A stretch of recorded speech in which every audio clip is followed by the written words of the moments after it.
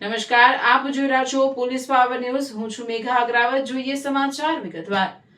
રાત પડે, ગામ સૂઈ જાય અને અંધકારનો ફાયદો ઉઠાવી કોઈ સરકારી બોરનો કેબલ કાપી જાય. સવારે લોકો પાણીની રાહ જુએ, બોર ચાલુ કરવાનો પ્રયાસ થાય, પણ પાણીની મોટર ચાલે કેવી રીતે? વીજળી મોટર સુધી પહોંચાડતો કેબલ જ ગાયબ, અને પછી શરૂ થાય મુશ્કેલી. બોર બંધ, પાણીની સપ્લાય પર અસર અને ગામના લોકો સામે ઊભો થાય પાણીની કિલ્લતનો સવાલ. સવાલ માત્ર 12-13 મીટર કેબલનો ન હતો. સવાલ હતો સરકારી બોરના કેબલ પર વારંવાર હાથ નાખવાની હિંમત આખરે કોણ કરડ્યું હતું? કારણ કે જૂના ડીસામાં આ કોઈ એક રાતની એકલ દોકલ ઘટના ન હતી. ક્યારેક દુકાન બહારની ચરખીમાંથી કેબલ ગાયબ, તો ક્યારેક ઇસ્લામપુરા સોસાયટીની બાજુમાં આવેલો સરકારી બોર નિશાન પર, અને પછી ખોડિયાર માતાજીના મંદિરની બાજુમાં આવેલો સરકારી બોર. જગ્યા બદલાતી રહી, નિશાન બદલાતું રહ્યું, પણ ચોરી થતી રહી કેબલની. એક પછી એક બનેલી આવી ઘટનાઓને જૂના ડીસામાં જાણે કેબલ ચોરીનો તરખાટ મચાવી દીધો હતો. હજારો રૂપિયાને કેબલ જાય એ આર્થિક નુકસાન, પરંતુ સરકારી બોરનો કેબલ કપાય તો વાત માત્ર કેબલની કિંમત પૂરતી સીમિત રહેતી નથી. કારણ કે કેબલ કપાય એટલે મોટર બંધ, મોટર બંધ એટલે બોર બંધ, અને બોર બંધ એટલે પાણીની વ્યવસ્થા પર સીધી અસર. પણ કહેવાય છે ને, ગુનો ગમે તેટલી સાવચેતીથી કરવામાં આવે, પાછળ કોઈને કોઈ કડી જરૂર છોડી જાય છે. અને જૂના ડીસાની આ કેબલ ચોરીમાં એ કડીઓ શોધવા કામે લાગી. Deesa rural police ground level પરથી માહિતી, ટેકનિકલ તપાસ, હ્યુમન સોર્સિંગ અને એક પછી એક મળતી કડીઓની ખરાઈ. તપાસ આગળ વધતી ગઈ અને આખરે પોલીસ એક ઇસમ સુધી પહોંચી.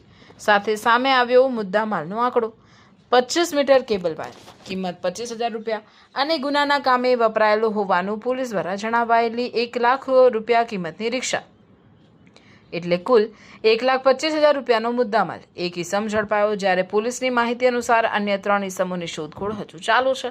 આખરે કોણ આવ્યું પોલીસના સકંજામાં? ટેકનિકલ તપાસ અને હ્યુમન સોર્સિંગ કેવી રીતે બન્યા આ કેસની મહત્વની કડી? અને ગ્રાઉન્ડ લેવલ પર કામ કરતી પોલીસ ટીમે કેવી રીતે જોડ્યા સમગ્ર ગુનાના તાર? આજે પોલીસ પાવર ન્યૂઝ પર જાણીએ સમગ્ર કાર્યવાહી. હું છું મેઘા અગ્રાવત અને તમે જોઈ રહ્યા છો police power news.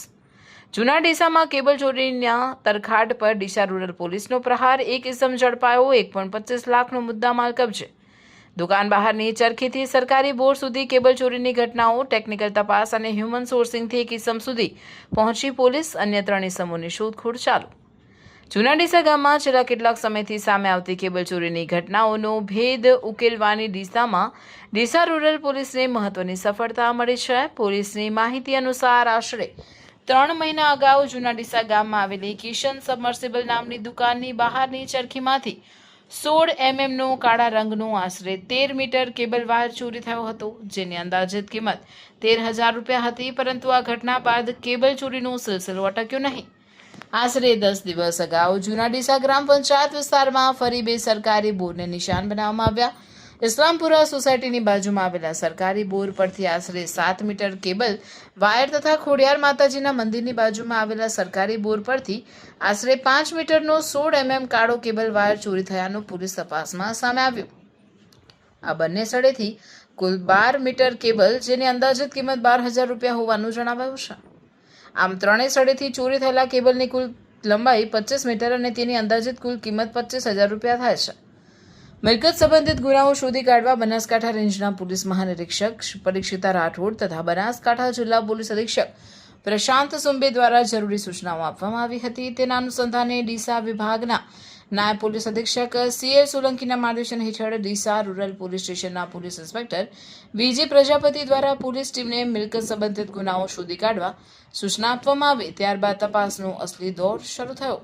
Ground level પરથી માહિતી એકત્ર કરવામાં આવી, ટેકનિકલ પાસાઓની ચકાસણી થઈ, હ્યુમન સોર્સિંગ દ્વારા મળતી માહિતીને એકબીજા સાથે જોડવામાં આવી અને તપાસ આખરે કિસમ સુધી પહોંચી. પોલીસની માહિતી અનુસાર આ કેસમાં કિશનભાઈ બાબુભાઈ ઠાકોર, રહેવાસી વણઝારાવાસ, ડીસા તાલુકો ડીસાને ઝડપી પાડવામાં આવ્યો છે. પોલીસે તેની સામે કાયદેસરની કાર્યવાહી હાથ ધરી છે. આ કાર્યવાહીમાં 25 મીટર કેબલ વાયર, કિંમત આશરે 25,000 રૂપિયા તેમજ ગુનાના કામે વપરાયેલી હોવાનું પોલીસ દ્વારા જણાવાયેલી 1 લાખ રૂપિયા કિંમતની રિક્ષા કબજે કરવામાં આવી. એટલે કુલ 1,25,000નો મુદ્દામાલ પોલીસ દ્વારા કબજે કરવામાં આવ્યો છે.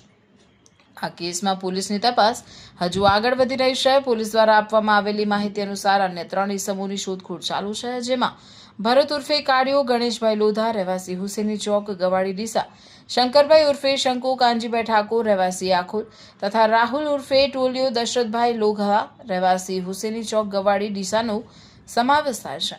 પોલીસ દ્વારા ઇસમોની શોધખોળ આગળ ધપાવવામાં આવી રહી હોવાનું જણાવાયું છે. જૂના ડીસામાં કેબલ ચોરીની આ સમગ્ર કાર્યવાહીનું પરિણામ સામે છે. એક ઇસમ ઝડપાયો, 25 મીટર કેબલ વાયર કબજે થયો, ગુનાના કામે વપરાયેલી હોવાનું જણાવાયેલી રિક્ષા કબજે થઈ અને કુલ 1.25 લાખનો મુદ્દામાલ પોલીસના કબજામાં આવ્યો. પરંતુ અહીં ખાસ વાત કરવી જરૂરી છે. એ લોકોની જેઓનું નામ ઘણીવાર સમાચારની શરૂઆતમાં નહીં, અંતમાં લખાયેલું જોવા મળે છે. ગ્રાઉન્ડ લેવલ પર કામ કરતી પોલીસ ટીમની, કારણ કે કોઈ પણ ગુનાની ફાઇલ પોતાની જાતે આરોપી સુધી પહોંચતી નથી. કોઈને ગ્રાઉન્ડ લેવલ પર જઈ માહિતી મેળવવી પડે છે, કોઈને મળેલા સુરાગની ખરાઈ કરવી પડે છે, કોઈને હ્યુમન સોર્સિંગથી મળેલી માહિતીને ટેકનિકલ વિગતો સાથે જોડવી પડે છે અને ઘણી વખત એક નાનકડી કડી સાચી છે કે ખોટી એ નક્કી કરવા પાછળ પણ કલાકોની દોડધામ અને મહેનત છુપાયેલી હોય છે. કેમેરાની સામે જે દેખાય છે એ કાર્યવાહીની છેલ્લી તસવીર હોય છે, પરંતુ એ તસવીર સુધી પહોંચવા પાછળની મહેનત ગ્રાઉન્ડ લેવલ પર થયેલી હોય છે. જૂના ડીસાની આ કેબલ ચોરીની તપાસમાં ગ્રાઉન્ડ લેવલ પર કામગીરી કરનાર ડીસા રૂરલ પોલીસ સ્ટેશનના સુરેશભાઈ કુંપાજી, લાલજીભાઈ, ઈશ્વરભાઈ, મોહસિન ખાન, રાણસિંહ, વિરસંગભાઈ, રમેશભાઈ, અર્જુનસિંહ આ પોલીસ કર્મચારીઓની કામગીરીની ખાસ નોંધ લેવી જરૂરી છે. કારણ કે સફળ કેસની પાછળ માત્ર એક નામ નહીં, પરંતુ મહિનાથી લઈને આરોપી સુધી પહોંચતી આખી ટીમની મહેનત હોય છે. જે કામગીરી ઘણી વખત કેમેરામાં કેદ થતી નથી, જે દોડધામ હેડલાઇન બનતી નથી અને જે મહેનત લાઇમલાઇટથી દૂર રહીને કરવામાં આવે છે, એ જ મહેનત ઘણી વખત એક નાનકડા સુરાગને સફળ પોલીસ કાર્યવાહી સુધી પહોંચાડે છે. એટલે જૂના ડીસાની આ કાર્યવાહીમાં ગ્રાઉન્ડ લેવલ પર કામ કરનારા પોલીસ ટીમની મહેનતને પોલીસ પાવર ન્યૂઝ વિશેષ બિરદાવે છે. અને અહીં એક વાત દિલથી અને એટલી સ્પષ્ટતાથી કહેવી જરૂરી છે, એકાદ પોલીસ કર્મચારી કે એકાદ પોલીસ અધિકારી સાથે અમારું સારું ટ્યુનિંગ ન પણ હોઈ શકે. કોઈ પ્રસંગે અમને પોલીસને સમજવામાં ભૂલ થઈ શકે અને પોલીસને અમને સમજવામાં પણ કોઈ ભૂલ થઈ શકે, પરંતુ આવી વ્યક્તિગત ગેરસમજ કે મતભેદને સમગ્ર પોલીસ વિભાગ સાથે જોડવો યોગ્ય નથી. કારણ કે આખરે પોલીસ અને પત્રકાર એક સિક્કાની બે બાજુ છે.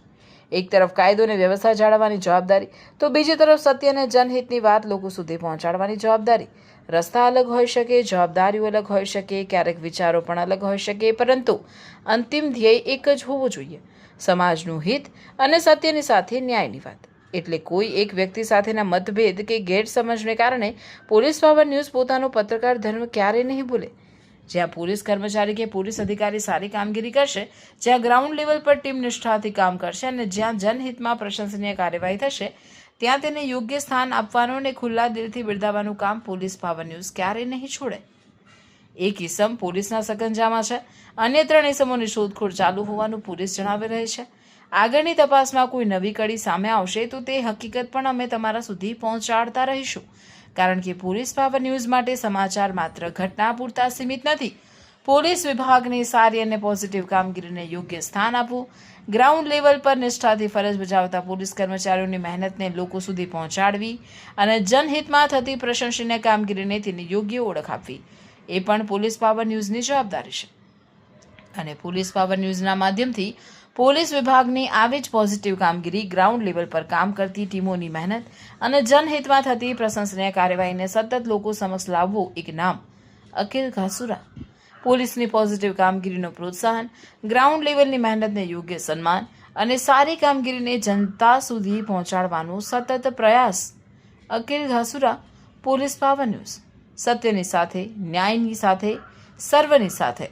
પોલીસ પાવર ન્યૂઝ ડીસાથી પોલીસ પાવર ન્યૂઝ માટે અહેવાલ અકિલ ઘાસુરા.